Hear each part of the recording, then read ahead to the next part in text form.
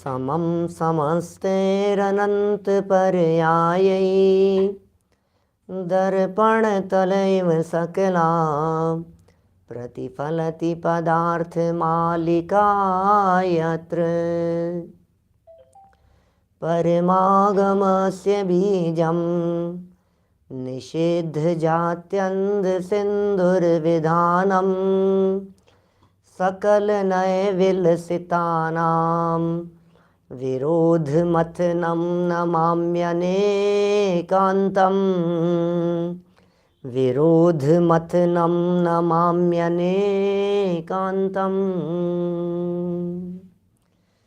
पुरुषार्थ सिद्धि उपाय नामक ये ग्रंथ है अमृतचंद्राचार्य देव की सुंदर रचना।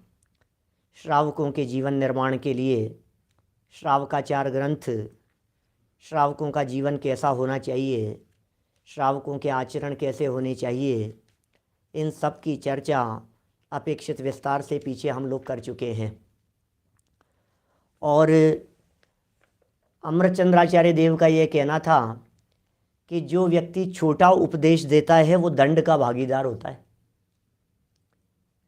माने जो छोटी बात करे, जो कमज़ोर बात करे, वो दंड का भागीदार है। इसलिए जैसा कुंदाचार्य देव ने निर्देश किया प्रवचन सार की चरणानुयोग सूचक चूलिका में, पड़िवज्जदु सामन्नम यदि इच्छति दुख परिमुखम, हे जीव तू मुनिव्रत अंगीकार कर। तो इस श्रावकाचार ग्रंथ में भी अमृतचंद्राचार्य देव मुनि बनने की प्रेरणा देते हैं। मुनि बनने की प्रेरणा देने के पहले मुनिराजों के स्वरूप को बतलाते हैं। मुनिराजों के स्वरूप को जाने बिना मुनि नहीं बना जा सकता। और मुनिराजों के स्वरूप को बतलाते हुए उन्होंने बहुत सारी बातें कही, बहुत सारी बातें देखी मुनिराजों के स्वरूप के बारे में, जिसमें मुनिराजों के 6 आवश्यक बतलाए, गुप्तियाँ बतलाई, समितियाँ बतलाई, मुनिराजों के 10 लक्षण धर्म बतलाए। और अब मुनिराजों के जीवन में मौजूद 12 भावनाओं की चर्चा कर रहे हैं। ये 12 भावनाएं मुनि भूमिका में तो होती ही है, श्रावकों के जीवन में भी होनी चाहिए। ये भावनाएं यद्यपि हमारे जैन परंपरा में बहुत प्राचीन समय से ही माताएं बहनें पाठ के रूप में बोलती रही हैं, लेकिन ये 12 भावनाएं पाठ की विषय वस्तु नहीं हैं। ये 12 भावनाएं चिंतन के लिए होनी चाहिए। इन 12 भावनाओं में चिंतन की प्रमुखता है, और वो चिंतन भी एक बहुत व्यवस्थित चिंतन है। आपसे यदि पूछा जाए कि आपको दुनिया में क्या चाहिए, बोलो, आपसे यदि ये पूछा जाए आपकी मनोकामना क्या है, आपको क्या चाहिए, तो हो सकता है हमारे सब स्वाध्यायी ग्रुपों में से 80-90% लोग ये कहें कि नहीं नहीं पंडित जी, सब कुछ है अपने पास में, कुछ नहीं चाहिए। बोलो, चिराग भाई जब पूछते हैं क्या चाहिए आपको, तो कहेंगे नहीं सब कुछ है, अपने को क्या चाहिए, अपने पास में तो सब कुछ है। इस तरह की बात सब कहते सुनते हुए नज़र आते हैं, बोलते हुए नज़र आते हैं, बोलते हुए दिखाई देते हैं। फिर हमने कहा जो है उसमें और कुछ, बोले नहीं नहीं बस जो है बस उतना बना रहे। क्या क्या कहा, माने नया हमारे को कुछ नहीं चाहिए। अतुल भाई, जितना है उतना कम से कम मेंटेन रहे, और क्या चाहिए अपने को। नितिन भाई सही कह रहा हूं ना बना रहे बस, ठीक है। तो सबसे पहले जब इस जीव की इस बात को देखा तो आचार्यों ने सबसे पहली इस मान्यता के ऊपर चोट मारी। आप गलत फहमी में हो, आप सोच रहे हो बना रहे, टिका रहे। ये टिके नहीं रहती है, कोई भी चीज़ बनी नहीं रहती है। नष्ट होना वस्तु का स्वभाव है, बिगड़ जाना वस्तु के स्वरूप में शामिल है, इनबिल्ड है वो तो परिवर्तनशीलता, अनित्यता वस्तु के स्वरूप में शामिल है। जब इतनी बात कही तो इसको थोड़ा सा घबराहट सी हुई, क्या बात कर रहे हो आप। फिर जब इसको तर्क से समझाया, युक्तियों से समझाया, तो बात तो समझ में आ गई कि हाँ भाई, मरना सबको एक दिन। बात तो सच्ची है, दुनिया में कोई चीज़ स्थिर नहीं दिखाई देती है। कहाँ गए चक्री जिन जीता भरत खंड सारा, कहाँ गए वे राम अरु लक्ष्मण जिन रावण मारा। कल जुबां जुबां के किस्से थे, आज एक खंडहर के हिस्से हैं। बात तो समझ में आ रही है हमारे को।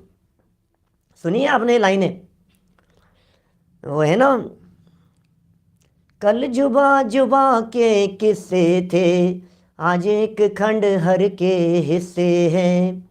जग के वैभव का हाल है ये, सब जीते जी के किस्से हैं। सब झूठे रिश्ते नाते हैं, सब झूठी प्रेम कहानी है। क्षण भंगुर जीवन है चेतन, इस जग की यही कहानी है। सब झूठे रिश्ते नाते हैं। अर्जुन और भीम सदृश योद्धा, अर्जुन भीम कौरव पांडव, अर्जुन और भीम सदृश योद्धा इस जगती तल पर आए थे। अपनी यादों के स्वर्ण महल कितनों ने यहाँ बनाए थे। कल जुबा जुबा के किस्से थे, आज एक खंडहर के हिस्से हैं। जग के वैभव का हाल है ये, सब जीते जी के किस्से हैं। अर्थ करने की जरूरत नहीं है, सब जीते जी के किस्से हैं। पंडित जी बात तो बिल्कुल सही है, सब नाशवान है, क्षणभंगुर है। लेकिन अब लेकिन लगाता है सामने से ही अज्ञानी, ये कहता है मैं बचा लूंगा, कोशिश तो करूंगा, मैं बचा तो लूंगा, मैं कुछ ऐसा करूंगा जिससे बच जाएं। तो फिर आचार्यों ने इसकी इस दूसरी मान्यता के ऊपर चोट मारी कि बचाने से भी बचते नहीं हैं। इसका नाम है अशरण भावना। खूब बचाने की कोशिश करो, दल बल देवी देवता माता पिता परिवार, खूब बचाने की कोशिश करो, बचाने से भी नहीं बचते हैं। इसका नाम है अशरण। जगत का स्वरूप अनित्य भी है, जगत का स्वरूप अशरण भी है। अनित्यता में जिसने नित्यता को खोज लिया, अनित्यता के साथ में छिपी हुई नित्यता जिसके पकड़ में आ गई, उसे जगत में कहीं शरण खोजने की जरूरत महसूस नहीं होती। जगत में कोई शरण नहीं है। यदि किसी की शरण लेनी हो तो उनकी शरण लेना जो मुझे अपनी शरण में पहुंचा देवे। दुनिया में किसकी शरण में जाएं, किसका सहारा लेवें, कौन देगा हमारे को, कौन देने में समर्थ है, किसके पास जाकर के भीख मांगें। अच्छा व्यक्ति कौन, सहयोगी कौन, सच्चा शरणभूत कौन। सेठ जी का बेटा खो गया, याददाश्त चले गई, चौराहे पर खड़ा होकर के भीख मांग रहा है, 2-5 रुपए की भीख मांग रहा है। और अतुल भाई आपको से उसने भीख मांगी, 2 रुपए दे दो, 2 रुपए, $1, $2। आप उसे पहचान गए, ये तो सेठ साहब का बेटा है, आप क्या करेंगे बोलो। बोलो उसका उपकार क्या है, असली उपकार क्या है। असली उपकार उसे 2 रुपए दे, अरे तू तो सेठ साहब का बच्चा है, तू $2 मांग रहा है, चल तुझे $10 देता हूं, ये उपकार है उसका। 2 की जगह $10 देंगे, चल तुझे $100 देता हूं, कोई बात नहीं, तेरे पिताजी से वसूल कर लूंगा, ले जा। नहीं, उसे यह बतलाना कि भैया तू कमजोर नहीं है, तू गरीब नहीं है, तू भिखारी नहीं है, तू स्वयं संपन्न है, ये उसको सच्ची शरण है। हमारे लिए पंच परमेष्ठी शरण है, हमारे लिए देव शास्त्र गुरु शरण है, हमारे लिए वो शरणभूत हैं जो मुझे कुछ देते नहीं हैं लेकिन मुझे वो बता देते हैं जो मेरा है, वो मेरे लिए शरणभूत है। जग में कुछ नहीं देते, तुम भक्तों को कुछ नहीं देत, अपने समान बस बना लेत, अपने समान बनाने का मार्ग बता देते हो। अरे जग को दे दी जग की निधियां, क्या मतलब है इस लाइन का, जग को दे दी जग की निधियां, इस लाइन का अर्थ क्या है। इस लाइन का सीधा सरल सच्चा अर्थ यह है कि तुम्हारी निधि तुम्हारे पास में है, उसे बता दिया। अनंत गुण संपदा का स्वामी है, उस निधि को बता दिया, लेकिन फिर भी इस जीव को खबर नहीं है, सारे जगत में शरण खोजता फिरता है, जगत में कोई शरण नहीं है, बचाने से बचते नहीं हैं। अशरण भावना में कही बात, ये कहता है बात तो सच्ची है। हमारे बाबूजी की बहुत तबीयत खराब हो गई थी, हमने एड़ी से चोटी तक का जोर लगा लिया लेकिन बचा नहीं पाए, डॉक्टरों ने जवाब दे दिया हमने यहाँ बम्बई में दिखाया, बम्बई वालों ने कहीं और दिखाया, अहमदाबाद में दिखाया, बेंगलोर, पूना, कहीं भी दिखाया, फिर लंदन चले गए, फिर यूएस चले गए, वहाँ के डॉक्टरों को बुला लिया, सबसे कंसल्ट कर लिया, लेकिन बचाया नहीं जा सका। बात तो सच्ची है।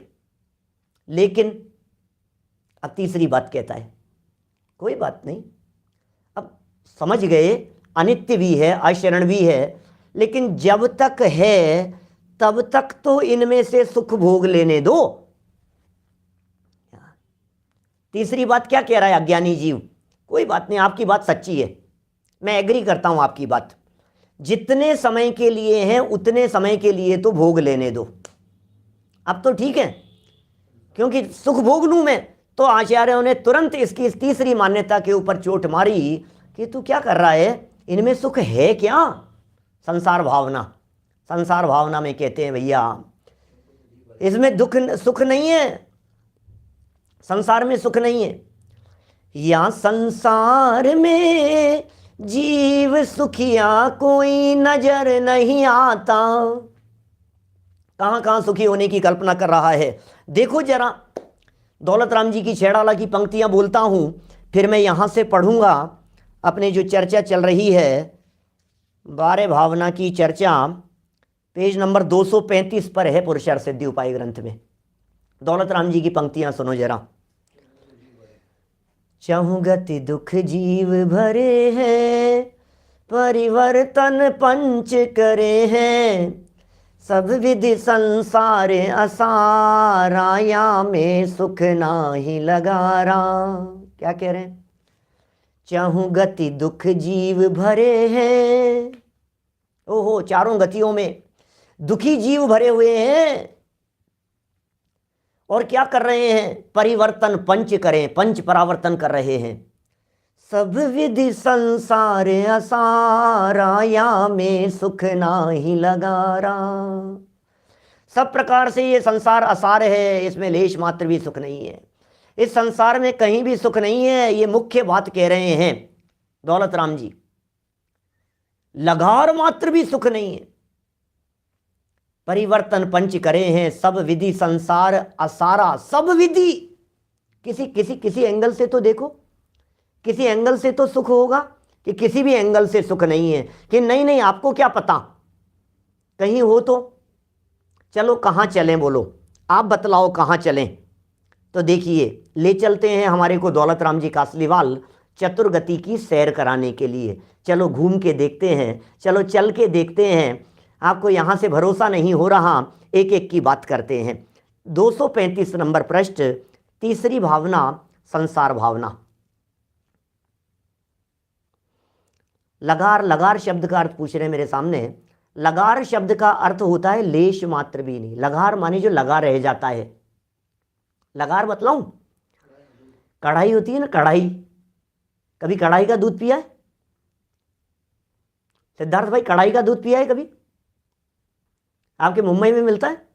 हमारे यहाँ तो हलवाइयों के यहाँ कढ़ाई लगी रहती है, दूध की कढ़ाई, और उसमें दूध रहता है, और वो मिट्टी के ऐसे शकोरे होते हैं, उस शकोरे के अंदर वो कढ़ाई का दूध पिलाते हैं। जब वो दूध पूरा हो जाता है, जब ख़त्म हो जाता है, तो उसकी जो मलाई और जो सब रहती है, उसको सबको वो उसकी कौंची से खरोच खरोच करके पूरा निकाल लेता है। और निकालने के बाद उस कढ़ाई को बिल्कुल साफ करके, साफ होने जैसी है, उसे पटक देता है धुलने के लिए, साफ होने के लिए। और उस हलवाई के आसपास में रहने वाले जो कुत्ते हैं, पशु, डॉग, वो सब आकर के उसे चाटते हैं कि उसमें कुछ खाने को मिल जाएगा, कुछ लगा हुआ मिल जाएगा। वो जो लगा हुआ है ना, उसका नाम है लगार, जो उसमें लगा रह गया है। पूरा निकाल लेने के बाद जो बच गया है, उसका नाम है लगार। तो दौलत राम जी कह रहे हैं इन पंचेंद्रिय विषयों में कितना सुख है। बोले सुख ना ही लगार, लगार मात्र भी सुख नहीं है, इतना भी नहीं है जिनमें हम सुख तलाश रहे हैं। जिन विषय भोगों की तरफ हम भाग रहे हैं, दौड़ रहे हैं, उसमें रंच मात्र भी सुख नहीं है। दादा की बहुत सुंदर पंक्तियां हैं, मैं दादा की पंक्तियां भी अभी सुनाऊंगा। एक बार पहले यहाँ अपन दौलत राम जी कासलीवाल साहब को पढ़ लेते हैं। देखिए, संसार बहुत दुख रूप है, बहुत दुख रूप है। चारों गतियों में कहीं भी सुख नहीं है, किसी भी जगह पर सुख नहीं है। अब एक एक जगह चलते हैं, नरक गति में चलो जरा देखें वहाँ क्या पोजीशन है, हाल क्या है नरक गति के।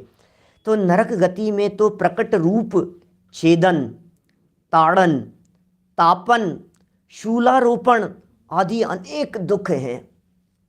अब नरक गति के दुखों को यहाँ बतलाने की जरूरत नहीं है। छेड़ाला की पहली ढाल की परिस्थितियाँ किससे छिपी हुई है,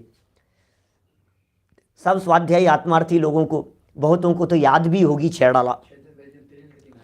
नहीं, क्या कह रहे हैं, अरे वहाँ नरक में प्रकट रूप से, ये दौलत राम जी कासलीवाल साहब की पंक्तियाँ पढ़ रहा हूँ मैं, ये क्या लिख रहे हैं, छेद देते हैं, टुकड़े टुकड़े कर देते हैं, तिल तिल करे देह के खंड, टुकड़े टुकड़े कर दिए।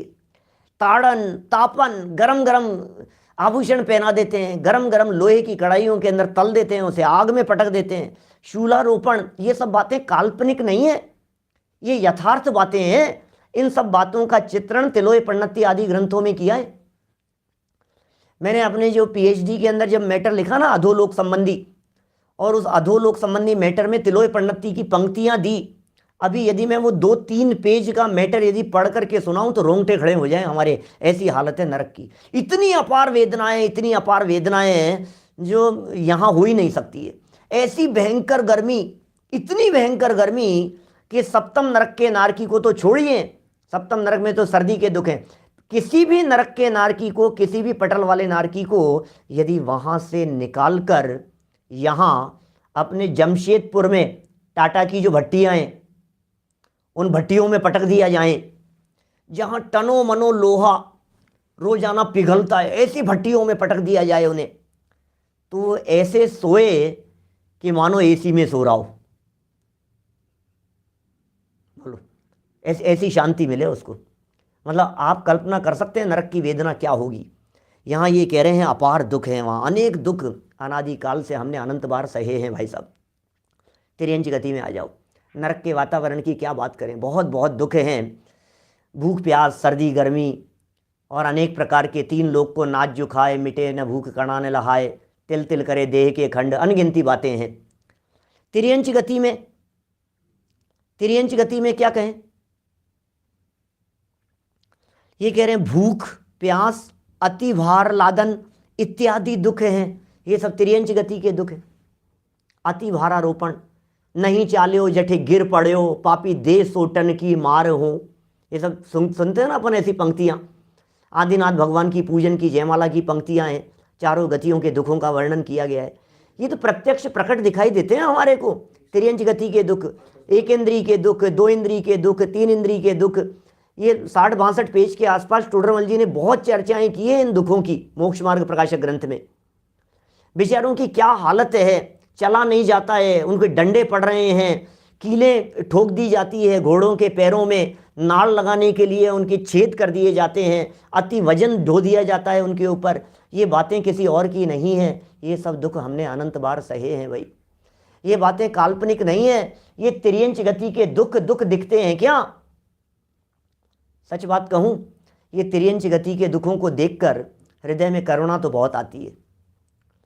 जब देखते हैं गाय भैंस को, कुत्ते बिल्लियों को, जब देखते हैं सब्जी मंडी में, आपके यहाँ अमेरिका में तो नहीं होता है, लेकिन यहाँ इंडिया में सब्जी मंडी में देखते हैं डंडे पड़ते हुए, खाने के लिए मुंह मारती हुई गायों को भगा देते हैं, घाव हो जाते हैं। शाकाहारी पशुओं की अलग प्रकार की समस्याएं, मांसाहारी पशुओं की अलग प्रकार की समस्याएं। ओले गिर रहे हैं, भयंकर ठंड पड़ रही है, ओढ़ने पहनने को कुछ नहीं है, भूख प्यास की वेदना को सह रहे हैं, घाव हो गया है कुत्तों के, तो कीड़े वो ऐसे मक्खी मच्छर ऐसे भिनभिनाते रहते हैं उनके ऊपर, घाव के ऊपर भौंकते रहते हैं। एक माँ अपने बच्चे की पोटी पहुँचकर, कपड़े से पहुँच करके सड़क पे फेंकती है, तो 4 कुत्ते भोजन और भूख की तड़प से उसके उस पोटी के ऊपर लपकते हैं। सुअरों की क्या स्थिति है। ये सब देख करके जब मैं चर्चा कर रहा हूँ, मुझे मालूम है हृदय हमारा करुणा से भर जाता है, लेकिन भाई इस करुणा से काम नहीं चलेगा। दया करो पहले अपने पर। उन पशुओं के ऊपर दया की भावना तो होती है, पशुओं को बचाने की भावना तो होती है, उनके ऊपर करुणा का भाव तो आता है, लेकिन मैं मर करके पशु नहीं बन जाऊं, मैं मर करके उन गतियों में नहीं चला जाऊं, मुझे उन गतियों में न जाना पड़े, इस तरह के प्रयास क्यों नहीं करते हैं? ये प्रयत्न क्यों नहीं किए जा रहे हैं? गुरुदेव श्री का कहा हुआ एक वाक्य याद आता है कि जो गायें भैंसें दिखाई दे रही है ना रोड पर, आपके यहाँ नहीं, अमेरिका की बात नहीं कर रहे हैं, हिंदुस्तान की सड़कों पर इधर उधर घूमती फिरती हुए आवारा पशु जो दिखाई देते हैं, बोले कौन है ये, किसी ने प्रश्न किया तो गुरुदेव श्री ने जवाब दिया उसका कि तुम्हें पता है ये पिछले भाव में सॉफ्टवेयर इंजीनियर थे, ये पिछले जन्म में इंजीनियर थे, ये पिछले जन्म में साइंटिस्ट थे, ये पिछले जन्म में बड़े बड़े डॉक्टर थे, इंजीनियर थे, वकील थे। और उस समय हम इनको कहते थे, जब ये मनुष्य भाव में थे, हम इन्हें कहते थे कि थोड़ी सी आराधना कर लो, थोड़ा सा स्वाध्याय कर लो, थोड़ा स्वाध्याय में प्रवचन में आया करो। तब ये बोलते थे कि नहीं नहीं, हमारे पास में फुर्सत नहीं है। और आज मर कर के पशु हो गए हैं, आज फुर्सत ही फुर्सत है, इधर उधर मुंह मारते फिरते हैं।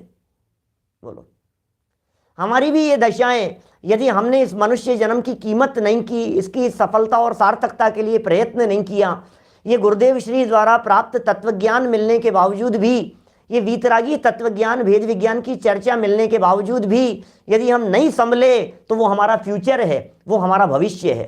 देख लेना आप क्या होने वाला है। ये त्रियंच गति के दुख प्रत्यक्ष दिखाई दे रहे हैं मनुष्य गति में भी। अगला वाक्य क्या कह रहे हैं, मुझे चतुर्गति के दुख नहीं समझाने हैं यहाँ, मुझे तो संसार भावना की चर्चा करनी है। लेकिन जैसी पंक्तियां शास्त्र में लिखी है उन्हें तो पढ़ें। देखो क्या कह रहे हैं, मनुष्य गति में भी अनेक चिंताएं, बहुत खेद इत्यादि अनेक दुख हैं। कहाँ तक लिखें।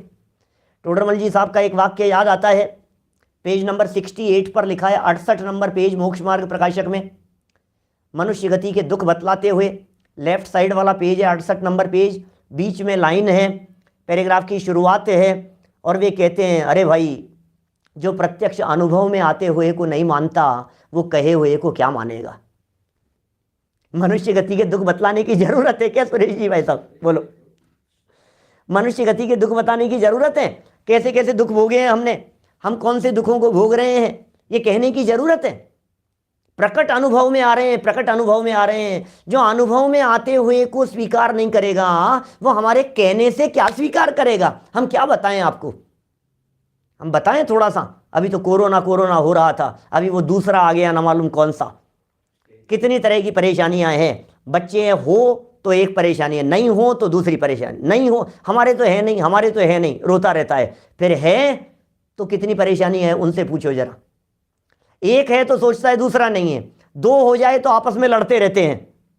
जब से जन्म हुआ तब से रत्नकरण श्रावकाचार्य पढ़ करके देखो आप, सदा सुखदाल जी ऐसी ऐसी बातें बतलाते हैं, बिल्कुल प्रैक्टिकल बातें बतलाते हैं। अखिल भाई बिल्कुल प्रैक्टिकल देखना जरा। स्कूल छोड़ने के लिए जाओ, अब स्कूल में देखो, कमजोर हो तो एक समस्या, बहुत इंटेलिजेंट हो जाए तो अलग प्रकार की समस्या। उससे जलने वाले बहुत होते हैं, चिढ़ने वाले बहुत होते हैं। जितने दुनिया में आज आत्महत्या करते हुए दिखाई दे रहे हैं, ये ढोर लोगों में से कोई नहीं कर रहा है, सब इंटेलिजेंट आत्महत्याएं कर रहे हैं। क्या करें बोलो। दोस्त इंटेलिजेंट है, ये आगे कैसे निकल गया, ये इसके नंबर क्यों ज्यादा आते हैं, उसकी टांग खींचने वाले कितने लोग होते हैं। कितनी तरह की समस्याएं हैं। कभी पेरेंट्स मीटिंग में जाओ, कभी लड़ करके आ गया, कभी पिट करके आ गया, कभी कुछ करके आ गया, दुनिया भर की समस्याएं। कभी बीमार हो गया, डॉक्टरों के ले करके भाग रहे हो। ये सब समस्याएं आपकी हमारी समस्याएं हैं, घर गृहस्थी की समस्याएं जो रोज दिखाई देती है। रोजाना मकान में कभी बल्ब फ्यूज हो जाता है, कभी लाइट नहीं चलती है, कभी ये चले गया है, कभी वो हो गया है, कभी टायर पंचर हो गया है, कभी टेलीफोन का बिल 10 गुना ज़्यादा आ गया है। माथा पचाते रहो, उनके चक्कर लगाते रहो, घूमते रहो। ये प्रत्यक्ष अनुभव में आ रहे हैं कि नहीं ऐसे दुख। रोज की समस्याएं आपको दिख रही है कि नहीं दिख रही है। टोडरमल जी कहते हैं हम कहाँ तक बतलाएं भाई साहब, तुम्हारे अनुभव में आते हुए कोई जब तुम नहीं मान रहे हो तो हमारे कहने से क्या सुनोगे। 68 नंबर पेज का बड़ा सुंदर प्रकरण है वो। चलिए, बहुत चिंताएं हैं, बहुत खेद है, अनेक प्रकार के दुख हैं, प्रत्यक्ष अनुभव में आ रहे हैं, कहाँ बतलाएं भाई साहब। संयोगों की तरफ भागता रहता है। मनुष्य गति की बात करें यहाँ, ये क्या कह रहे हैं, संयोगों की तरफ भागता रहता है सुख प्राप्ति के लिए, दिन रात एक कर रहा है। यहाँ सुख मिल जाएगा, यहाँ सुख मिल जाएगा, अब मिल जाएगा, अब मिल जाएगा। संयोगों में सुख है या नहीं।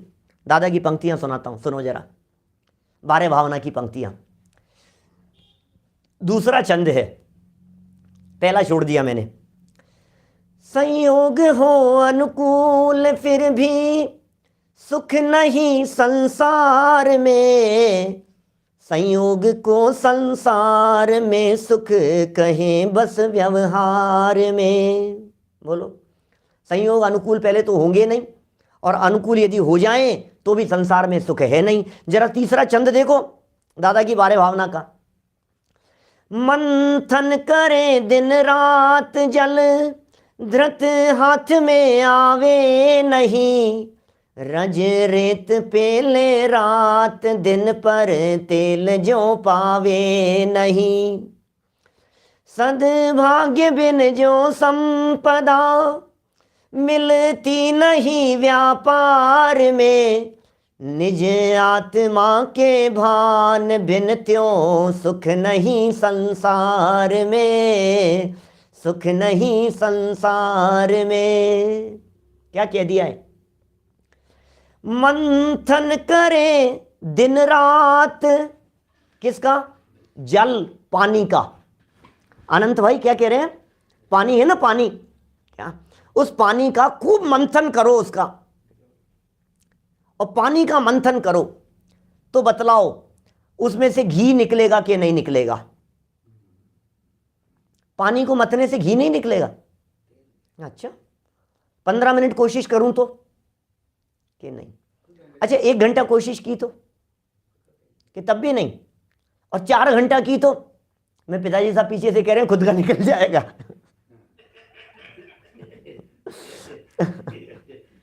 सही बात है। मंथन करे दिन रात जल, घृत हाथ में आवे नहीं, रज रेत पेले रात दिन पर तेल जो पावे नहीं। रज रेत पेलते रहें उसको, दिन रात पेलते रहें, तेल मिलेगा कि नहीं मिलेगा? कि नहीं मिलेगा, बिल्कुल नहीं मिलेगा। क्या बात कर रहे हो यार, मैं कोशिश कर रहा हूं। आपने वो वाक्य नहीं सुना दादा वाले बच्चन साहब का? कौन? कोशिश करने वालों की कभी, हरिवंश राय बच्चन की बात कर रहा हूं। अमिताभ बच्चन भी नहीं, अभिषेक बच्चन भी नहीं। क्या लिखा उन्होंने? कोशिश करने वालों की कभी हार नहीं होती। मैं कोशिश तो कर रहा हूं ना। अरे भाई, पहले ये तो नक्की कर है भी या नहीं उसमें। तेल तो तिल में से निकलेगा, उसमें घी होगा तो उसमें से निकलेगा। जब उसमें घी है ही नहीं, जब रज मिट्टी में तेल है ही नहीं, तो निकलेगा कैसे? कितना भी प्रयत्न कर लो। इसी तरह से कहना चाहते हैं। अभी तीसरा और उदाहरण दिया, क्या कहते हैं? सद्भाग्य बिन जो संपदा, मिलती नहीं व्यापार में। क्या कह रहे हैं? ये भी उदाहरण है। सद्भाग्य के बिना जिस तरह से व्यापार में संपदा नहीं मिलती, निज आत्मा के भान बिन त्यों सुख नहीं संसार में, सुख नहीं संसार में। ये संसार भावना का निचोड़ है। दौड़ लो, इकट्ठे कर लो चाहे जितने हीरे मोती, मगर याद रखो कफन के जेब नहीं होती। कितने इकट्ठे कर ले वे। दादा की ही पंक्तियां, वो देवशास्त्र गुरु पूजन की पंक्तियां। बहुमूल्य जगत का वैभव यह है, क्या हमको सुखी बना सकता। प्रश्न है, प्रश्न। अपने आप से प्रश्न करना है, जवाब देने की जरूरत नहीं है, किसी से पूछने की जरूरत नहीं है। कितना इकट्ठा हो गया है हमारे पास में, और कितना और इकट्ठा कर ले हुए हैं हम, कितना सुख हो जाएगा, कितनी शांति मिल जाएगी। निज आत्मा के भान बिन त्यों सुख नहीं संसार में। अरे भैया, आत्मा के भान बिना कहीं सुख नहीं है। अपने स्वरूप को जानो, अपने स्वरूप को देखो, अपने स्वरूप को पहचानो। सुख तेरे भीतर भरा हुआ है, बाहर में सुख नहीं है। बाहर के संसार में क्यों ढूंढे है सहारा, तेरे सागर का तेरे भीतर है किनारा। कहाँ कहाँ सुख तलाश रहे हैं। पैसे में सुख है, विषयों में सुख है, भोगों में सुख है, मकान में सुख है, जमीन जायदाद में सुख है, डॉलर में सुख दिखाई दे रहा है। दौड़े जा रहे हैं, भागे जा रहे हैं, भागे जा रहे हैं। अरे नक्की तो करो, इन पदार्थों में सुख है या नहीं है। ये सब पौद्गलिक पदार्थ हैं, ये सब अचेतन पदार्थ हैं। अचेतन पदार्थ में सुख नाम का गुण ही नहीं है। गुण नहीं है उसमें, सुख नाम का एलिमेंट नहीं है उसमें सुख नाम का तत्व नहीं है। आपको सुख कैसे मिलेगा? मुझे समझ में नहीं आता है, हम कहाँ दौड़े जा रहे हैं सुख के पीछे। भाई साहब, मुझे मालूम है बातें आपको सामान्य सी लगेगी लेकिन उतरती नहीं है। बातें सामान्य सी लगेगी लेकिन जीवन में नहीं उतर पा रही है। समझते सब हैं लेकिन दौड़े जा रहे हैं, भागे जा रहे हैं, पता नहीं किसके पीछे भाग रहे हैं। दिन रात दौड़ चलती रहती है, हमारी भाग दौड़ लगी रहती है, दिन रात एक करने में लगे हुए, बस अब बस अब बस अब। कितने में मिलेगा सुख? कितने में मिलेगा बोलो? कहाँ तक चलें? कितना आगे चलें? कितना इकट्ठा करें कि हमारे को कुछ और सुख हो जाए? है ही नहीं ना। एक जीव द्रव्य है, एक पुद्गल द्रव्य है। विशेष गुण तो पढ़े होंगे।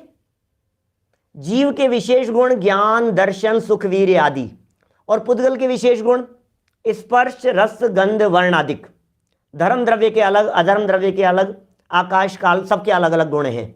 विशेष गुण का मतलब हिमांशु भाई, विशेष गुण माने जो गुण सब द्रव्यों में अपने अपने रहें उसका नाम है विशेष गुण। ठीक है, सब अपने अपने में रहे। तो सुख नाम का गुण किस में रहता है? कौन से द्रव्य का है सुख नाम का गुण? जीव द्रव्य का। 6 द्रव्यों में से कौन से द्रव्य का है? बोले जीव द्रव्य का। पक्का भरोसा है आपको? सुख नाम का गुण जीव द्रव्य में है। सामान्य गुण है या विशेष? किसा विशेष गुण है? विशेष गुण इट मीन्स किसी दूसरे द्रव्य में नहीं है। विशेष गुण का मतलब किसी और द्रव्य में नहीं है। अब बताओ लड्डू में सुख है या नहीं है? ये मजा तो आ रहा है? खीर में सुख है या नहीं है? ये मजा तो आ रहा है। ये कहां से आ रहा है? वो जीव है कि पुद्गल है? टीवी में सुख है या नहीं है? पहले नक्की करो कि वो टीवी जीव है कि पुद्गल है। यदि वो पुद्गल है और पुद्गल में सुख नाम का गुण ही नहीं है, पुद्गल में सुख नाम का तत्व ही नहीं है, तो वहां से सुख मिलेगा कैसे? क्या ये उसी प्रकार का प्रयास नहीं है जैसे दादा ने 2 उदाहरण यहां दिए हैं? मंथन करें दिन रात जल। क्या ये वैसा प्रयास नहीं है? क्या ये वैसा प्रयास नहीं है कि रेत में से हम उसको पेल करके तेल निकालने का प्रयत्न कर रहे हैं? क्या हमारी पूरी की पूरी भागदौड़ इस प्रकार की नहीं हो रही है? क्या गलत दिशा में सुख प्राप्ति के लिए प्रयत्न नहीं कर रहे हैं हम? मुझे एक प्रसंग ध्यान आता है। कुछ एक पागल व्यक्ति था और वो पागल खाने में कान लगा करके कुछ सुनने की कोशिश कर रहा था, और उसे देख करके वो पागल खाने के और जो पागल लोग थे उन्होंने भी दीवार पर कान लगा लिया। सब 10-15 जितने पागल लोग वहां थे सबने दीवार के कान लगा लिया कुछ ना कुछ सुनने के लिए। स्टाफ वालों ने सोचा कि शायद कुछ म्यूजिक चल रहा होगा। ऐसा सोच करके स्टाफ के लोग भी कान लगा करके सुनने लगे। जब स्टाफ वालों ने कान लगाया तो इतनी देर में उधर से कोई इंस्पेक्टर आए जांच करने के लिए, और उन्होंने देखा ये क्या चल रहा है। उन्होंने कान लगा करके देखा, कुछ नहीं सुनाई दिया, दीवार के पीछे से कुछ नहीं आ रहा था। स्टाफ से पूछा क्या क्या चल रहा है, क्या चल रहा है? सर कुछ नहीं सुनाई दे रहा है। ये तुम क्या सुन रहे हो, तुम क्या सुन रहे हो? जांच करते हुए पहले व्यक्ति तक पहुंच गए। अब पहले व्यक्ति तक पहुंच गए तो उससे पूछा भैया क्या सुनाई दे रहा था तुम्हारे को? उस पागल ने इंस्पेक्टर को नीचे से ऊपर तक देखा और कहा मैं 6 घंटे से कोशिश कर रहा हूं, मुझे नहीं सुनाई दिया, तुम 6 सेकंड में सुनना चाहते हो? कैसे सुनाई दे? अरे 6 सेकंड में कैसे आएगा जब 6 घंटे में नहीं आया? मैं कह रहा हूं 6 घंटे में यदि उसमें आवाज नहीं आ रही है तो क्या 60 घंटे में सुनाई देगा? मैं कह रहा हूं जिन पुद्गलों के अंदर आज तक सुख नहीं मिला, जिस देह में आज तक सुख नहीं मिला, जिन विषय भोगों में आज तक सुख नहीं मिला, जिन पंचेंद्रियों की सामग्रियों में आज तक आनंद नहीं मिला, और कितने प्रयत्न करें हम कि इनमें सुख मिल जाए? है नहीं भाई साहब। पंक्तियां उठाकर, यद्यपि ये सारी पंक्तियां मुनिराजों के संदर्भ में चल रही है, लेकिन उसके बावजूद भी मुझे 2 पंक्तियां याद आ रही है आत्मानुशासन की, मुनिराजों के संदर्भ में लिखी उन्होंने। अपनी जो ये संसार भावना है ना, भूधरदास जी वाली, दाम बिना निर्धन दुखी तृष्णावश धनवान, कहूं न सुख संसार में, सब जग देखियो छान छान छान मारा हमने, सारे जगत को हमने देख लिया, कहीं तो होगा। स्वर्गों में चले गए, वैमानिक देवों में चले गए, अरे ग्रेवकों में चले गए। पे निज आत्म ज्ञान बिना सुख लेश न पायो। फिर भी आत्मज्ञान के बिना लेश मात्र भी सुख नहीं प्राप्त किया। आत्मानुशासन की 2 पंक्तियां अभय जी भाई साहब का लिखा हुआ पद्यानुवाद है, उसकी पंक्तियां सुनाता हूं। निर्धन जन धन बिना दुखी, अरे तृष्णा से दुखमय धनवान। वही है दाम बिना निर्धन दुखी वाली जैसी पंक्तियां दिख रही है ना। निर्धन जन धन बिना दुखी, और तृष्णा से दुखमय धनवान। सभी भोगते कष्ट मात्र, मुनिराज भोगते सुख की खान। सभी कष्ट भोगते हैं भाई साहब, एकमात्र मुनिराज ऐसे हैं जो सुख की खान को भोग रहे हैं, आनंद का उपभोग कर रहे हैं। कितने सुंदर सुंदर पंक्तियां यहाँ इस संसार भावना के संदर्भ में कही गई है। देखिए जरा, मनुष्य गति के दुख बतलाए। चलें देवगति में चलें, थोड़ा सा देवगति के दुखों के संदर्भ में क्या कहते हैं। देखिए, मनुष्य गति में भी अनेक चिंताएं, बहुत खेद इत्यादि अनेक दुख हैं। ये हो गई बात। आगे, देवगति में भी विषय वासना है। दौलत राम जी कासलीवाल लिख रहे हैं 235 पृष्ठ पर पुरुषार्थ सिद्धि उपाय की चर्चा। देवगति में भी विषय वासनाएं, बड़े देवों की बड़ी रिद्धि देखकर छोटे देव व्याकुल होते हैं। अभी देवगति के दुखों को विस्तार से बतलाने जैसा प्रसंग नहीं है, मैं तो सिर्फ हाईलाइट दूंगा आपको, सिर्फ अंडरलाइन करके रखना अपने दिमाग में देवगति की क्या स्थिति है। रोते रहते हैं, रोते रहते हैं। देखो, देवों की आयु दीर्घ, ये सारी बहुत 5-7 लाइनें तो इन्होंने ही लिख दी। बड़े देवों की रिद्धियां देखते हैं, बड़े बड़े देवों को देख करके दुखी होते रहते हैं, आकुलित व्याकुलित होते रहते हैं। अरे इनके पास इतना, इनके पास इतना। ईर्ष्या से दुख है, ईर्ष्या का दुख है। शारीरिक दुख नहीं है देवगति के जीवों को, मानसिक दुख है। मानसिक दुख का मतलब जानते हैं? प्रैक्टिकल बताऊं आपको थोड़ा सा। हिंदुस्तान में कितनी मौतें रोजाना होती है आत्महत्या करके? कोई एक आध उदाहरण आपने कभी ऐसा पढ़ा कि बहुत टेंशन, ये पेट में बहुत दर्द था और उसने आत्महत्या कर ली? बोलो।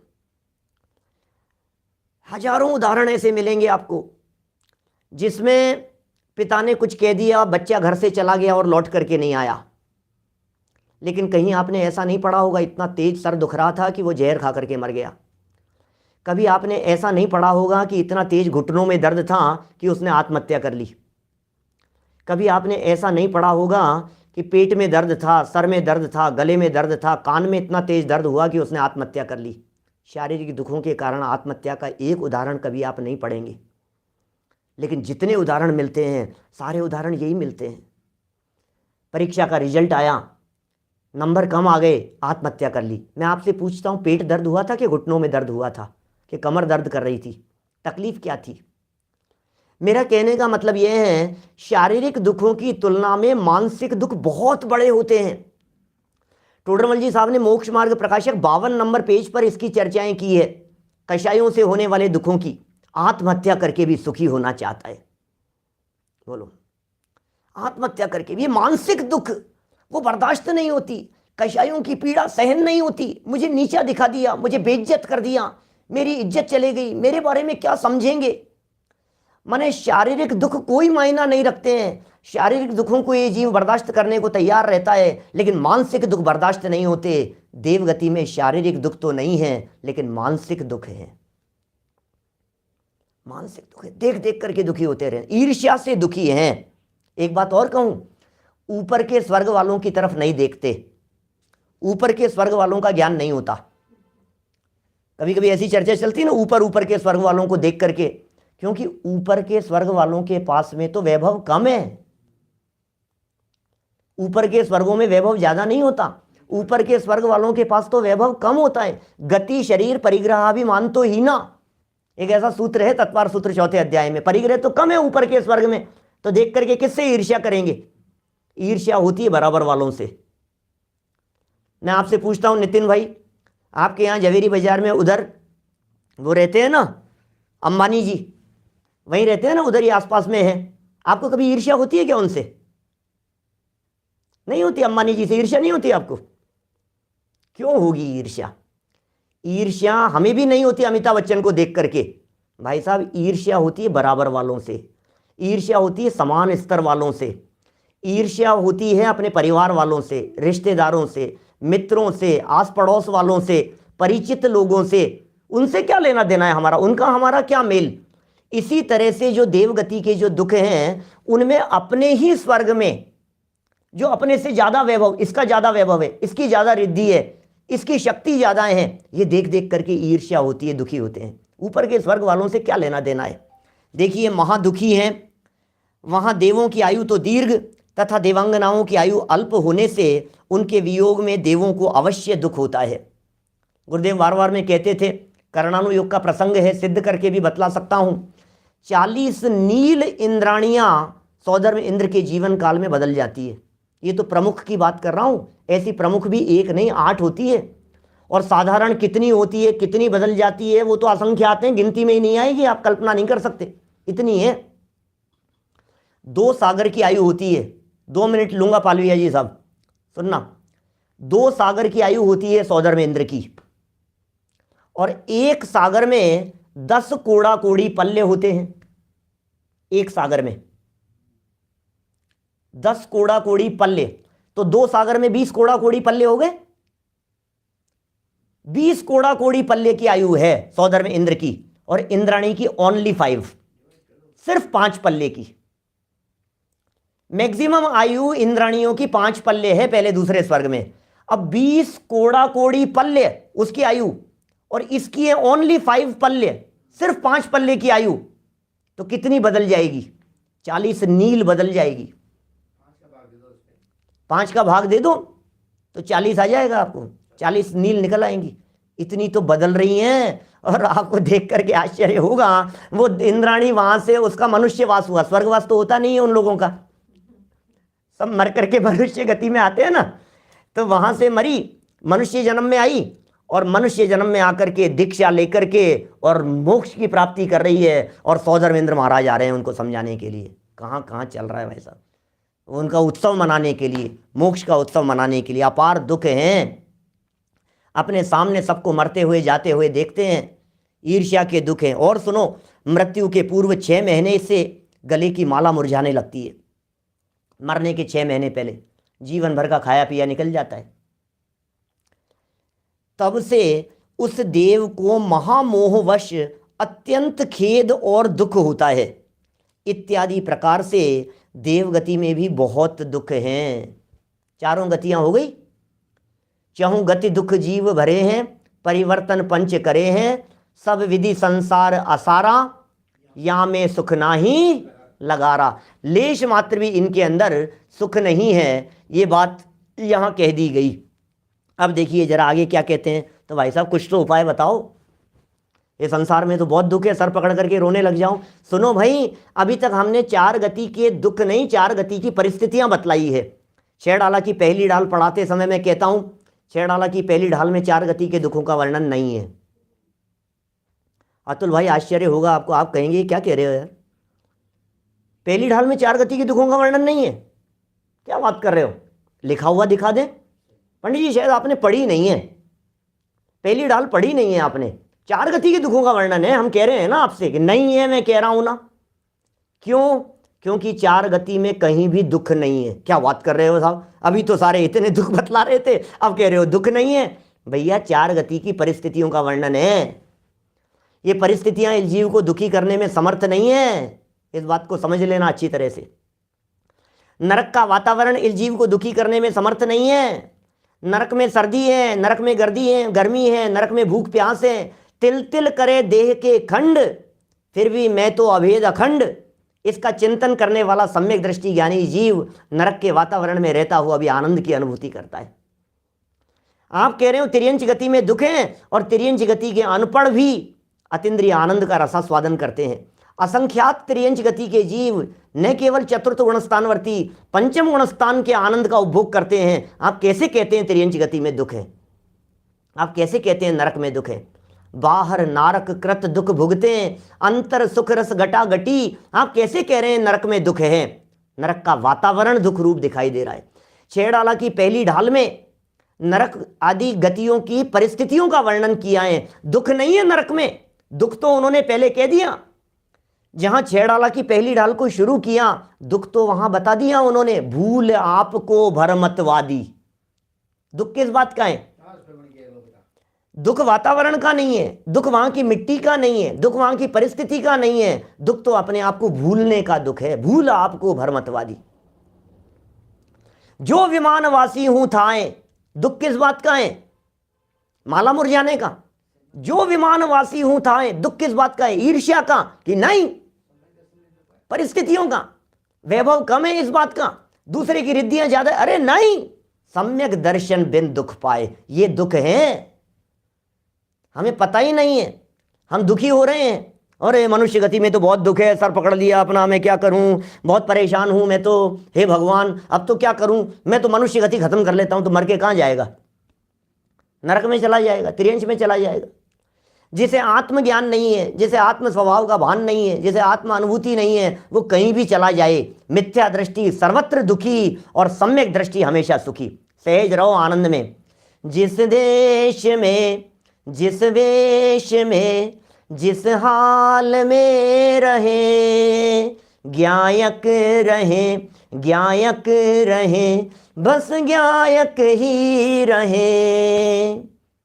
सहज रहो, सहज रहो, सहज रहो, बस सहजता के अलावा और कुछ नहीं। जिस देश में रहो, जिस देश में रहो, जहां रहना हो वहां रहो, क्या फर्क पड़ता है? परिस्थितियां नहीं बदलनी है, मनस्थिति बदलनी है, चिंतन बदलना है। ये संसार भावना का निष्कर्ष बतला रहे हैं। देखिए क्या कहते हैं, सुख तो एकमात्र पंचम गति अर्थात मोक्ष में है। परिपूर्ण सुख की बात कर रहे हैं, अतीन्द्रिय आनंद की बात कर रहे हैं। सुख तो एकमात्र मोक्ष में है। वहां निज आत्मा से ही उत्पन्न और अक्षय ऐसा अनंतानंत, सॉरी शायद मैंने ऊपर छोड़ दी क्या कुछ लाइनें, देखो ऊपर ऊपर पढ़ लो, 1 मिनट ऊपर लाइन छोड़ दी मैंने देवगति के दुख वाली। मृत्यु के पूर्व 6 महीने से गले की माला मुरझाने लगती है, तब से उस देव को महामोहवश अत्यंत खेद और दुख होता है। किस किस वजह से दुख है? महामोहवश है, खेद भी है और दुख भी है। कारण क्या है? परिस्थितियां नहीं, महामोह इत्यादि प्रकार से देवगति में भी बहुत दुख है। सुख तो एकमात्र पंचम गति अर्थात मोक्ष में है। सुख तो एकमात्र मोक्ष में है, क्या करें बोलो? मोक्ष में सुख है तो क्या करें? चलें मोक्ष में, चलो चलो चलो मोक्ष में चलो।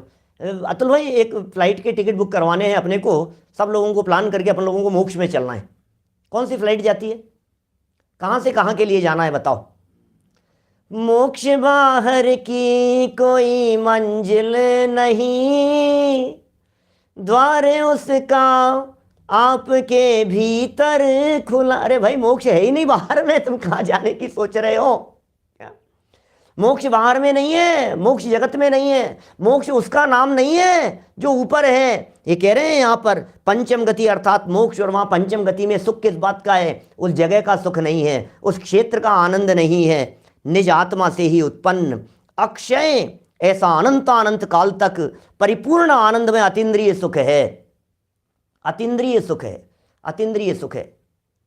हम सोच रहे थे संसार भावना से पहले कि जितने समय तक ये संयोग है उतने समय तक सुख भोग लेते हैं, और यहाँ सारा पानी फेर दिया आचार्यों ने। ये कह दिया भैया सुख है ही नहीं इनमें, कोशिश मत करो, कोशिश भी मत करो, आपका प्रयत्न भी सब बेकार जाने वाला है, आपकी सारी कोशिश बेकार चले जाने वाली है। अतः प्राणी मात्र को चतुर्गति रूप संसार से उदासीन होकर पंचम गति को प्राप्त करने का उपाय करना चाहिए। सुख कहाँ है? पंचम गति में। आत्म को हित है सुख सो सुख आकुलता बिन कहिए, और आकुलता शिव माहिन तांते शिव मग लाग्यो चाहिए। आत्मा का हित एकमात्र आकुलता रहित सुख है, सुख प्राप्त करने में है। वो सुख आकुलता के बिना है, आकुलता मोक्ष में नहीं है। इसलिए हे भव्य प्राणियों, हे साथियों, हे साधर्मियों, मोक्ष के मार्ग में लग जाना चाहिए, शिव मग लाग्यो चाहिए।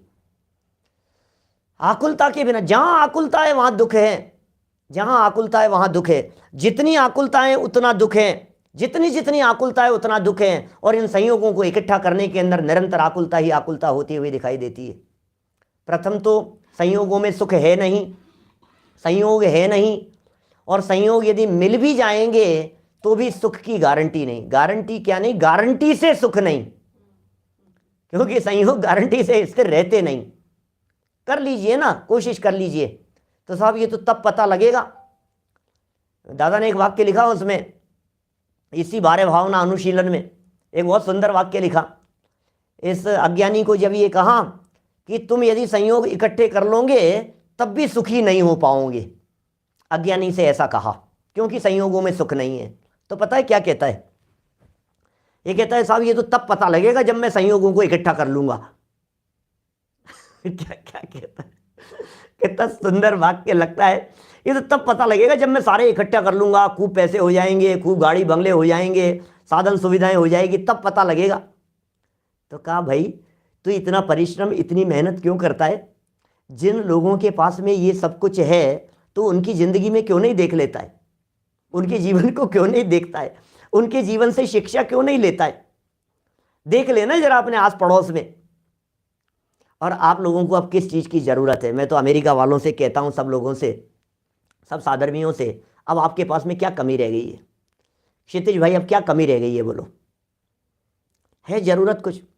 यदि आज आप वहाँ से वापस अखिल भाई की तरह इंडिया आ जाओ और जीवन भर कुछ भी नहीं कमाओ और रोज़ाना घी से नहाओ, दूध से नहाओ, तो भी बोलो जीवन भर में कमी पड़ने वाली है क्या? कभी कमी पड़ने वाली नहीं। इतना है, लेकिन फिर भी पता नहीं क्यों अपने को ऐसा लगता है अभी और चाहिए, अभी और चाहिए, अभी और चाहिए, अभी और चाहिए।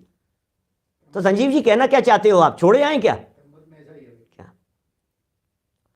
अरे छूटना होगा तो छूटेगा, नहीं छूटना होगा तो नहीं छूटेगा, लेकिन कम से कम उसका लक्ष्य तो टूट जाए, कम से कम उसकी आसक्ति तो टूट जाए, कम से कम उसके चक्कर में अपने दुर्लभ मनुष्य जीवन के अमूल्य क्षणों को बर्बाद तो नहीं करें, कम से कम उस भागम भाग में तो नहीं लगे रहें।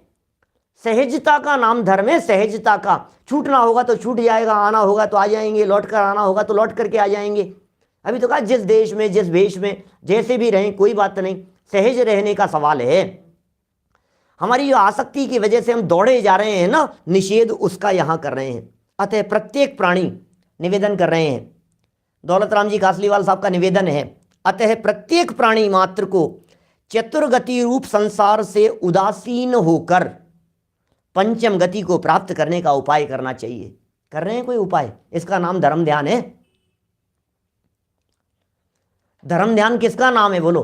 किसे कहें धर्म ध्यान? इसे कहते हैं धर्म ध्यान। आज्ञा विचय, अपाय विचय, विपाक विचय, संस्थान विचय, ये धर्म ध्यान के भेद हैं। कर्म के उदय के बारे में विचार कर रहे हो, इसका नाम धर्म ध्यान है। तीन लोक के बारे में, संस्थान के बारे में, नंदीश्वर द्वीप की रचना किस तरह की है, जम्बू द्वीप की रचना किस तरह की है, उसके बारे में जो विचार चिंतन चल रहा है, इसका नाम धर्म ध्यान है। जिनेंद्र भगवान की आज्ञा को स्वीकार करना, एक द्रव्य दूसरे द्रव्य का कर्ता धर्ता नहीं है, इस बात की स्वीकृति का नाम धर्म ध्यान है। यह आज्ञा विषय है। अपाय विचय, इस संसार से छूटने का उपाय क्या हो सकता है, इस संसार से छूटने की विधि क्या है, उसके लिए प्रयत्नशील रहना, इसका नाम अपाय है, ये उपाय है, ये धर्म ध्यान है। चार भेद कहें धर्म ध्यान के। आर्त ध्यान और रौद्र ध्यान करने लायक नहीं है। शुक्ल ध्यान इस पंचम काल में होता नहीं है। और धर्म ध्यान के चार भेद कहें, आज्ञा, अपाय, विपाक, संस्थान। अब बोलो अब क्या कर रहे हो? इधर लगाओ अपना उपयोग धर्म ध्यान में। कैसे करें धर्म ध्यान? ये कर रहे हैं धर्म ध्यान। बोले पंचम गति को प्राप्त करने का उपाय करना चाहिए, ऐसा सदैव चिंतन करते रहना, यही तीसरी संसार भावना है। संसार का विचार करते रहो भाई साहब। मैं कहता हूं संसार भावना के संदर्भ में यदि जगत के, संसार के स्वरूप को, जगत में जितने लोग हमें दिखाई देते हैं उनके हृदय को टटोल करके देखें, वैराग्य उत्पन्न होता है। उमा स्वामी आचार्य का एक सूत्र है, जगत काय स्वभाव हुआ संवेग वैराग्यार्थम। जगत के स्वरूप का विचार करो, काय के स्वरूप का विचार करो, संयोगों के स्वरूप का विचार करो। लोगों के हृदय में जो पनप रही है मायाचारी, छल कपट, बेईमानी, धोखाधड़ी, अनीति, अन्याय, उनके बारे में जब विचार करते हैं, वैराग्य हुए बिना नहीं रहता। जगत काय स्वभाव वा संवेग वैराग्यार्थम, वैराग्य हुए बिना नहीं रहे। दृष्टि हटे बिना नहीं रहे। मैं कहाँ भागे जा रहा हूँ, मैं किसके लिए कमा रहा हूँ, मैं किसके लिए इकट्ठा कर रहा हूँ, किसके लिए कर रहा हूँ, ये तो बताओ। है कोई जिसके लिए? क्यों क्यों करना किसी और के लिए? वो नहीं होगा निठल्ला। दादा सुनाते हैं सेठ हुकमचंद की, सर सेठ हुकमचंद की वो प्रसंग 8वीं मील की तैयारी के संदर्भ में। सेठ जी नरक साथी होते हैं। हाँ, कहाँ 8वीं की तैयारी कर रहे हो? सेठानी जी ने कह दिया किस किस उधेड़बुन में लगे हुए कि तुम्हें पता नहीं है कि 8वीं मील डाल रहे हैं हम। सेठ जी नरक साथी होते हैं। किसके लिए कर रहे हैं? लगे हैं दिन रात एक, लगे हैं दिन रात एक कर रहे हैं अपन। बस कल खत्म हो जाएगा शिविर, 3 दिन का रख लिया बड़ी मुश्किल से, क्योंकि वर्किंग डेज है, वीकेंड देखना था, छुट्टी का समय देख करके शिविर रख लिया। 2 घंटा सुबह, 3 घंटा शाम को, बस 2-3 घंटा 4 घंटा हो गया। और क्या, आज के आनंद की जय, शिविर संपन्न हो गया, सानंद संपन्न हो गया, छुट्टी हो गई। इससे थोड़ी ना काम चलता है। ये जीवन देने का काम है। ये तो यदि आपको लगता हो सच में कि ये काम करने योग्य है, यदि आपको अंदर से दिल से ये बात लगती हो कि सच में ये सारी दुनियादारी सब द्वंद्व फंद है, तो लग जाओ सब छोड़ करके। तोड़ी सकल जग द्वंद्व फंद निज आत्म ध्याओ। सारे जगत के द्वंद्व फंद को छोड़कर, तोड़कर निर्णय करने का प्रयास करो। सर्वज्ञता का निर्णय करने का प्रयास करो, वीतरागता का निर्णय करने का प्रयास करो, क्रमबद्ध का निर्णय करने का प्रयास करो, आत्मस्वरूप का निर्णय करने का प्रयास करो। मैं कौन हूं, क्या स्वरूप है मेरा? ये संसार भावना संसार से विरक्ति के लिए है। ये संसार भावना जगत को देख देख करके दृष्टि हटाने के लिए है। इस संसार में मेरा कुछ नहीं है। तिलोय पन्नती का एक प्रसंग बतलाता हूं। तिलोय पन्नती 5600 गाथाएं यति वृषभाचार्य देव की लिखी हुई। 5600 गाथाएं लिखने के बाद तिलोय पन्नती में अंत में यति वृषभाचार्य देव कहते हैं, सारी दुनिया का लोक का वर्णन करने के बाद में वे लिखते हैं कि इस दुनिया में मेरा कुछ नहीं है, इसलिए अपने स्वरूप में आ जाना चाहिए। बस ये संसार की चर्चा किस लिए? देखिए, ये तीसरी भावना है जिसका नाम है संसार भावना। 10वें नंबर पर एक भावना होगी जिसका नाम है लोक भावना। लोक और संसार में फर्क है। संसार पर्याय रूप है। लोक 6 द्रव्यों के समुदाय का नाम है। षट द्रव्यात्मको लोक है। धवला में प्रश्न उठाया ऐसा, को लोक है? जवाब दिया, लोक्यन्ते उपलभ्यन्ते यस्मिन जीवादय पदार्था स लोक है। सर्वार सिद्धि में शंका उठाई, लोक किसे कहते हैं? बोले धर्माधीनी द्रव्याणी यत्र लोक्यन्ते स लोक है। 6 द्रव्यों के समुदाय का नाम लोक है। षट द्रव्यात्मक है लोक। लेकिन संसार पर्याय है। राग द्वेष का नाम संसार है, विकारी भाव का नाम संसार है, अज्ञानता का नाम संसार है, मिथ्यात्व का नाम संसार है, मिथ्या दर्शनाधीन वृत्तियों, खोटी वृत्तियों का नाम संसार है। संसार हमारे में है और हम लोक में हैं। फर्क ख्याल में है? हम संसार कहाँ है? संसार अंदर है, भीतर। और लोक कहाँ है? लोक ये है, जगत विश्व दुनिया, ये लोक है। और हम कहाँ हैं? हम इस लोक के एक छोटे से पार्ट में रहते हैं। और संसार, बोले हमारा संसार हमारे अंदर है। तो जब संसार से मुक्त होने की बात करते हैं, जब संसार के नाश करने की बात करते हैं, जब संसार के अभाव की बात करते हैं, तो षट द्रव्यात्मक लोक के अभाव की चर्चा नहीं होती।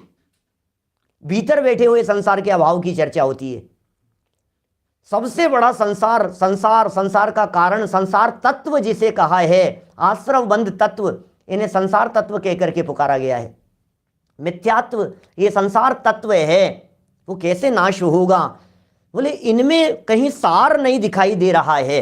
ये विचारणीय मुद्दा है। यहाँ इनमें सार नहीं है, इनमें सुख नहीं है, इनमें शांति नहीं है।